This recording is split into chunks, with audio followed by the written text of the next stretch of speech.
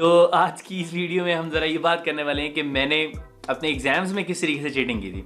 ज़रा डिटेल में आप लोगों को बताते हैं कि हम भाई एक नालायक लड़का किस तरीके से मास्टर्स कंप्लीट किया, जिसको पढ़ने का बिल्कुल भी शौक नहीं था, तो उसने किस तरीके से जुगाड़ लगाए और वो अपने मास्टर्स उसने कंप्लीट किया। तो जुगाड़ में मैंने बहुत सारे जुगाड़ लगाए हैं। सीरियसली यकीन करें कि मैट्रिक में बहुत ही गंदा रिजल्ट और एफएससी में कुछ बेहतर, फिर बैचलर्स में फिर गंदा रिजल्ट और फिर मास्टर्स में कुछ बेहतर रिजल्ट। ठीक है, तो मैं आज आप लोगों को अपनी हिडन स्टोरीज बताऊंगा जो शायद मैंने किसी को भी नहीं बताई, वो मैं आप लोगों के साथ शेयर करूंगा ताकि आपको पता चले कि आपके भाई ने, जिसको मतलब ये जो पाकिस्तान की पढ़ाई है या पढ़ाई पसंद ही नहीं थी, उसने किस तरीके से ये सारा कुछ क्लियर किया। और एक चीज़ मैं आप लोगों को बता दूं कि अगर आप ये कहें कि पढ़ाई से मुझे प्यार नहीं था, तो बहुत अरसे तक मुझे जो ये सब्जेक्ट की किताबें होती हैं मैं यकीन करें ये नहीं पढ़ता था। अब जब हम आ गए हैं प्रोफेशनल फील्ड में तो हमें यकीन करें मैं पूरी की पूरी ई बुक एक दिन में पढ़ लेता हूँ और मुझे पता नहीं चलता कि टाइम किस वक्त गुजरा, क्योंकि इंटरेस्ट है उस चीज़ के अंदर। फ्रीलांसिंग से रिलेटेड या कोई स्किल से रिलेटेड अगर मैं कोई चीज़ पढ़ रहा हूँ तो मुझे उसमें इंटरेस्ट है और मैं वो चीज़ मतलब कि पूरी पढ़ लूँगा, मुझे कोई मसला नहीं होगा। लेकिन जो हमारी फिजिक्स केमिस्ट्री की बुक्स थी पढ़ने का बिल्कुल भी दिल नहीं करता था। तो हम स्टोरी स्टार्ट करते हैं इंटर से। जब मैं इंटरमीडिएट के अंदर था तो मैंने किस तरीके से ये जुगाड़ लगाया। तो बेसिकली जब मैं एफएससी कर रहा था, मैं इंजीनियरिंग का स्टूडेंट था। ठीक है, तो इंजीनियरिंग का स्टूडेंट ये था कि एक डल इंसान इंजीनियर बन जाता तो पता नहीं मुल्क का क्या हाल करता। तो खैर इंजीनियरिंग का मैं स्टूडेंट था और जब मैं एग्जाम देने गया बोर्ड के एग्जाम के अंदर, तो मेरे आगे जो क्लास का टॉपर था वो बैठा हुआ था। ठीक है, असल में मैं आपको एक अपनी मेंटल साइकी बताता हूँ कि अगर कोई बंदा आगे बैठा हुआ है मेरे, तो मैं उसकी चीटिंग सही तरीके से नहीं कर सकूंगा, लेकिन जो पीछे बैठा हुआ है उसकी चीटिंग मैं सही तरीके से कर लेता हूँ। ये लोग मुझे कहते हैं यार आगे वाले की चीटिंग होती है, आप पीछे वाले की चीटिंग कैसे करते हो। तो ये ऐसे होता था कि मैं यूं बैठा लिख रहा होता था, तो ये जो चीज है ना, ये यहां से पीछे वाले का मुझे पेपर नजर आता था। एफएससी में जो फ्रंट पे मेरा दोस्त बैठा हुआ था, बड़ा अच्छा दोस्त था और वो बहुत ही पढ़ाकू लड़का था। इस वक्त वो किसी अच्छी जगह के ऊपर किसी अच्छे काम पे लगा होगा, इंजीनियर बन गया होगा। तो मैंने उसकी चीटिंग की और पेपर देख देख के मैं काम किया, मैंने कंप्लीट। और उसमें मैं आपको एक मजे की बात बताता हूँ। उसमें ये था कि मैं पेपर लिख रहा, मैथ का पेपर था, आता कुछ नहीं था। तो हमारा एक दोस्त था, वो उसके अब्बू बहुत बड़ी पोस्ट पे थे और उसके अब्बू ने वहाँ पे जो सुप्रीडेंट था और जो वहाँ पे जो इन्विजिलेटर खड़ा हुआ था उसको उन्होंने पैसे शैसे दिए हुए थे। उन्होंने कहा कि चीटिंग करने दो। अब वो जो इन्विजिलेटर था उसने ये किया कि यार अगर मैं इन लोगों को चीटिंग करने देता हूँ तो बाकी क्लास कहेगी कि यार आप उनको चीटिंग करने दे रहे हो, हमें कुछ नहीं करने दे रहे। तो उसने कहा यार आप करो चीटिंग। मैंने टिका के आगे वाले का मैथ का पेपर मैंने एज इट इज छापा लगाया उसका। अब मैंने छापा जो लगाया तो वो तो ठीक है, लेकिन उसके अंदर मैं आपको एक चीज़ बताऊं कि इन्विजिलेटर मेरे पास आया, मुझे कहता है कि यार आपने जो एक बड़ी वाली शीट होती है, जब आप पेपर स्टार्ट करते हैं तो आपको एक मोटी शीट मिलती है, उसके बाद आप एक्स्ट्रा शीट लेते हैं। उसने मुझे कहा यार आप ये जो मोटी वाली शीट है ना, ये आप इसको दे दो उस लड़के को ताकि वो देख ले। मैंने कहा यार मैं उसे दिखा देता हूँ लेकिन मैं शीट तो नहीं दे सकता। उसने कहा आप शीट दे दो। मैंने खैर शीट ना दी। उसने कहा अच्छा फिर अपनी मर्जी से करो, मैं चीटिंग नहीं करने दूंगा। मैंने कहा ना करने दे, मैंने तो पेपर कर लिए। मैं बड़ा कॉन्फिडेंट था। मेरे उस दोस्त ने मेरे से शीट खींच ली। शीट खींच कर मैं कहूँ यार कोई बंदा आ जाए, मेरे पास शीट ही नहीं है, मेरा मेन पेपर उसके ऊपर हुआ है, तो मैं क्या करूँगा। फौरन ही मैंने निगरान को बताया, जो इन्विजिलेटर था, मैंने उसे बताया। मैंने कहा यार मेरी शीट इसने खींच ली। उसने कहा कि मैंने जब तुझे कहा था कि दे दे तो तब तूने क्यों नहीं दी, अब मैं नहीं लेके देता, अब तो खुद भुगत। मैंने कहा सर क्या कह रहे हैं, मेरी ओरिजिनल शीट है, मैंने उसी पे सारा काम किया हुआ है, तो मैं क्या करूंगा।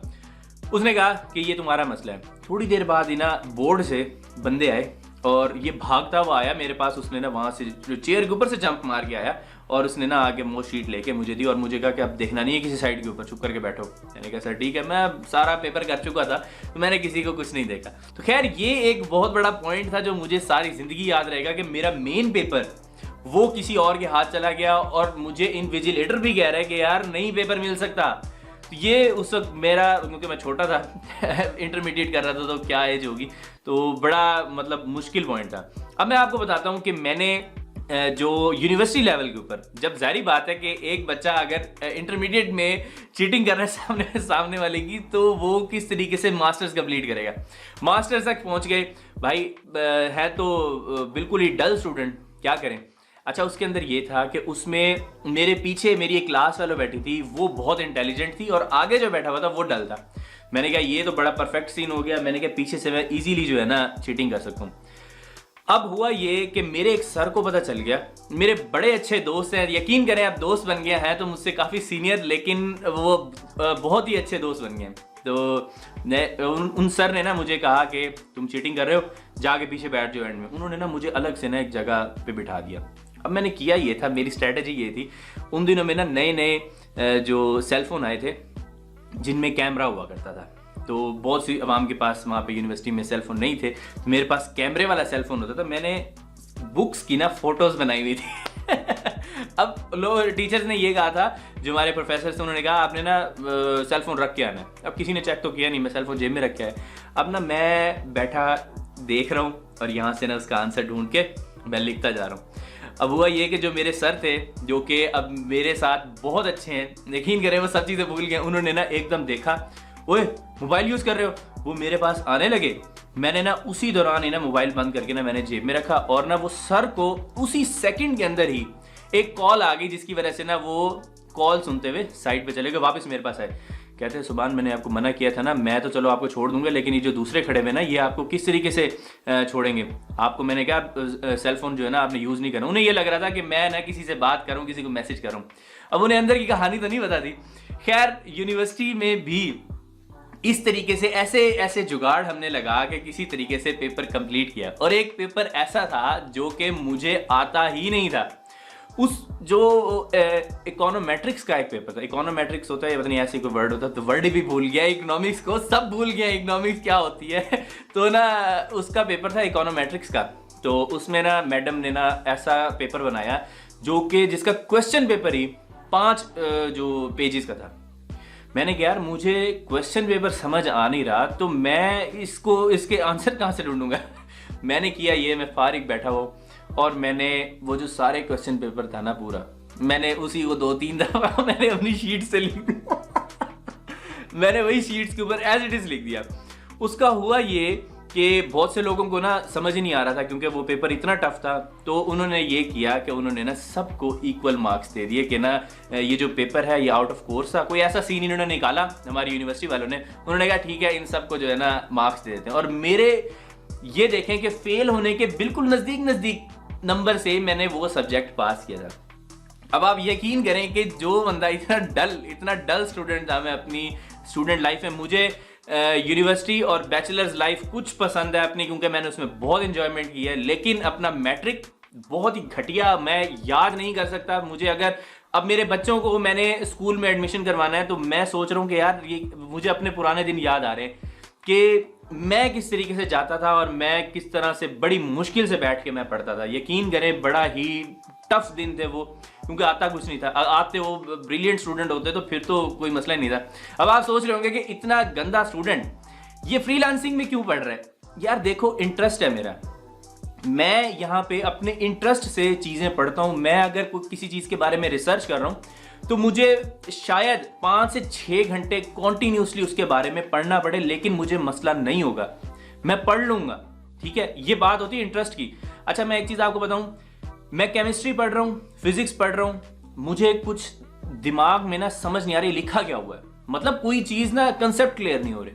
लेकिन अगर मैं फ्रीलांसिंग पढ़ रहा हूँ या अपने स्किल से रिलेटेड कोई एक नॉलेज ले रहा हूँ, तो मुझे वो चीज़ एग्जैक्टली समझ आ रही है कि यार अच्छा इसका ये मकसद है। मैं अगर पढ़ता जा रहा हूँ तो मुझे समझ आ रही है कि मैं क्या पढ़ रहा हूँ, मेरे माइंड में वो चीज़ बैठ रही है। इसीलिए जब भी आप अपने इंटरेस्ट से रिलेटेड कोई चीज़ पढ़ते हैं तो वो आपको मतलब आपको बोझ नहीं लगता, आपको ऐसा फील नहीं होता कि यार आप इसमें ना कोई मेहनत कर रहे हो। आप मेहनत नहीं कर रहे होते, जस्ट आप एंजॉय कर रहे होते हो, आप नॉलेज गेन कर रहे हो, तो आपको मज़ा आ रहा होता है कि मुझे आज एक ऐसी चीज़ पता चली है जो किसी और को शायद नहीं पता, या मेरे नॉलेज में एक इजाफा हो गया, या मुझे इस चीज़ को लर्न करने में मज़ा आया है, या मैं इसको किस जगह के ऊपर यूज़ करूँगा मुझे ये पता है। लेकिन मुझे उन बुक्स का पता नहीं है कि मैं उन्हें किस जगह पे यूज़ करना था, क्योंकि मैंने इकोनॉमिक्स में अपना मास्टर्स कंप्लीट की है, लेकिन मुझे कुछ नहीं आता। ठीक है, मेरी वो डिग्री, मैंने डिग्री भी नहीं निकलवाई। ठीक है, मैं डिग्री क्यों निकलवाऊँ जब मुझे किसी जगह पे दिखाने की ज़रूरत ही नहीं है। मैंने वो डिग्री आज तक निकलवाई ही नहीं है। तो मैं आपको ये बताना चाह रहा हूँ कि ऐसा नहीं है कि जो डिग्री मैंने की है या जो मैंने 16 ईयर एजुकेशन हासिल की है वो टोटली वेस्ट गया। वेस्ट नहीं गया, मुझे बहुत कुछ सीखने को मिला है। मैं अगर आपके साथ कैमरा पे देख के बात कर रहा हूं तो ये चीज जो कॉन्फिडेंस है ये मुझे मेरी 16 ईयर एजुकेशन से मिला है। ठीक है, अगर मैं क्लास के सामने खड़ा होकर प्रेजेंटेशन ना दे रहा होता, बेशक वहां पे गलतियां भी कर रहा होता, प्रेजेंटेशन ना दी होती तो शायद मैं कैमरा के सामने भी ना बोल सकता। मैं आपको एक चीज बताता हूं, कैमरा के सामने आपको लगता है बहुत सिंपल है बोलना। मेरे जो मेन चैनल है लेट्स अनकवर, उस पर जाके मेरी पुरानी वीडियोस देखें, आपको पता चलेगा कि यार ये कैमरा पे किस तरीके से बात कर रहा है। आप मेहनत करके देख लें, आप अपने सेलफोन का कैमरा निकालें और कोई एक एजुकेशनल या कोई छोटी सी टिप आप अगर देना चाहें उस पर रिकॉर्ड करें। आपको पता चलेगा कि यार ये तो मैं रियल लाइफ में कैसा हूं और मैं यहां पे कैसा हूं।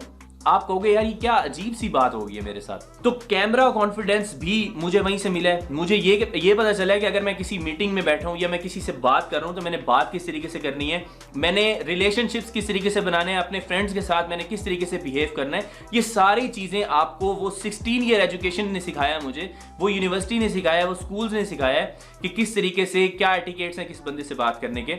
अगर कोई बंदा ये कहता है कि यार डिग्रियां नहीं करनी चाहिए तो सारा कुछ अलग, एजुकेशन सिस्टम को आप गोली मारो, लेकिन जो ये चीज सीखने को मिल रही है ये वो बंदा घर बैठ के नहीं सीख सकता। एक्सपोजर इस तरह का नहीं मिलता आपको जब तक आप लोगों से नहीं मिलते। स्किल हमेशा मैटर करता है, हमेशा आपको स्किल ही अर्निंग करके देता है, पैसे आपको स्किल बना के देता है। लेकिन आपको पैसा, आपकी डिग्री, अगर आपको कहीं जॉब मिल जाए उस डिग्री पे, अगर आप उस स्किल के अंदर, वो भी एक स्किल है ना, अगर आपने कोई फॉर एग्जांपल मैंने एमएससी इकोनॉमिक्स किया और मेरे पास एक स्किल आ गया, मैं इकोनॉमिक्स में मास्टर हूं, मैं किसी फर्म के अंदर जाके मैं वो सर्विसेज सेल कर सकता हूं। समझ आ रही है आपको? लेकिन मसला ये है कि हमारा जो एजुकेशन सिस्टम है वो इतना फारिग है कि मुझे उस डिग्री का कोई फायदा नहीं है। तो बात सारी ये है कि स्किल ने पैसा बना के देना है और आपने जो एजुकेशन है आपने हासिल करनी है, जो कि बेशक वो पाकिस्तान के स्कूल्स ही हैं जैसे भी हैं, लेकिन वहां से आपको जो एटिकेट्स मिलते हैं, जो कॉन्फिडेंस मिलता है, वो जस्ट आपको वहीं से मिलता है। तो ये एक छोटी सी स्टोरी थी जो मैंने आज से पहले किसी को नहीं बताई, तो मैं आप लोगों के साथ मैंने शेयर किया। अगर आप लोग मेरी इस तरह की और स्टोरीज सुनना चाहते हैं, बहुत अजीब अजीब स्टोरीज है, अगर सुनना चाहते हैं तो नीचे कमेंट सेक्शन के अंदर लाजमी बताइएगा। मैं आप लोगों के लिए और वीडियोस भी और भी इंटरेस्टिंग स्टोरीज जो मेरी लाइफ की है वो मैं आप लोगों के साथ शेयर करूंगा। अगर वीडियो अच्छी लगी तो लाइक कर सकते हैं और मेरा मेन चैनल आपको शायद पता है, अगर नहीं पता तो उसका लिंक डिस्क्रिप्शन के अंदर है, और आप इस चैनल को भी सब्सक्राइब कर सकते हैं ताकि आपके पास जो मेरी इस तरह की वीडियोस हैं वो आप तक पहुंचती रहें। तो नेक्स्ट वीडियो मिलेंगे। अल्लाह हाफिज।